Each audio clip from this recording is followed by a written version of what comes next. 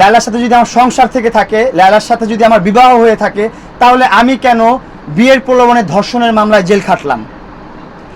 এখনো কেন সেই মামলাটা চলমান, সেই মামলায় আমি এখনো হাজিরা দেই, আমি এখনো ভুক্তভোগী, আমি এখনো হ্যারাসমেন্টের শিকার। এটা সবার কাছে আমার বিচার, সবার কাছে আমি বিচারটা চাই, সবার কাছে জানতে চাই যে কেন এখন পর্যন্ত মামলাগুলো চলমান।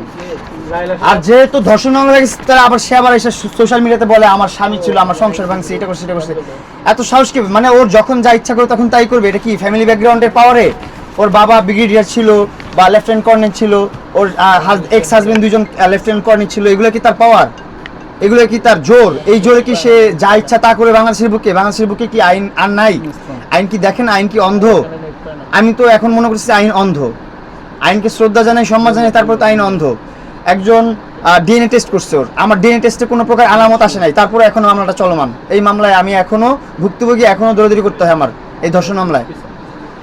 ঠিক আছে, তারপর ওইখানে আমি এত কিছু বলতে চাই না, আমি বলতে গেলে অনেক কথা চলে আসবে মুখ দিয়ে।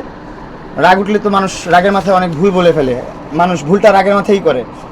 তো এতটুকুই বলতে চাই, ভাই কেউ একজন আগায় আসেন, আইনগত লোক হোক বা সমাজের লোক হোক, ওর পরিবারের লোক হোক, ওর গোষ্ঠীর লোক হোক, যেই হোক, একজন আগায় আসেন ভাই, আগায় এসে এগুলো একটু শর্ট আউট করেন, এগুলো শেষ করেন। এই যে দেখেন 2 দিন পর পর মানে সোশ্যাল মিডিয়াতে এসে এই চ্যাংরা ওই চ্যাংরা, এইটা ওইটা সেইটা, ড্রেস অর্ধেক পরে না, এটা করে সেটা করে, আমার বউকে নিয়ে এখন নাচাইতেছে, আমার সংসার নিয়ে খেলতেছে, কত কিছু করতেছে। দেখেন কন্ট্রোভার্সি কত প্রকার করতেছে। জেল থেকে বের হওয়ার পর আমি মাসুদ ভাইকে কল দিছি, মাসুদ ভাইকে কল দেওয়ার পর মাসুদ ভাইয়ের রিকোয়েস্টে আমি একজন মানুষ হিসাবে, আমার মধ্যে মনুষ্যত্ববোধ আছে দেখা আমি কথা বলছি লালার সাথে। হ্যাঁ ঠিক আছে, আমি একজন মানুষ, যা হয়েছে পাস্টে তা হয়ে গেছে। আমি একজন মানুষ, শত্রুতা আমি করে লাভ নাই। ওর সাথে ভালোভাবে বন্ধুত্ব সম্পর্ক, বন্ধুত্ব সুলভ আচরণ রাখি। তো ওইটা দিয়ে কি করলো, ওটা কন্ট্রোভার্সি করে ফেললো একটা কথা বলা ওইখানে। আমি বললাম যে আমি আমার গাড়ি বিক্রি করতে চাই, বাইকগুলো বিক্রি করতে চাই, আমি তো কারোর কাছে মাঙ্গা টাকা চাই নাই, আমি তো কারোর কাছে ফাও টাকা চাই না, টাকা দিয়ে করাচ্ছে। এটা সম্পূর্ণ প্রমাণ আমার কাছে আছে, সব কিছু আমার কাছে আছে।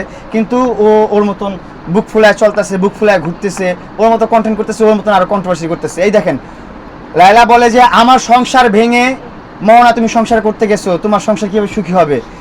তাহলে আমি বলতে চাই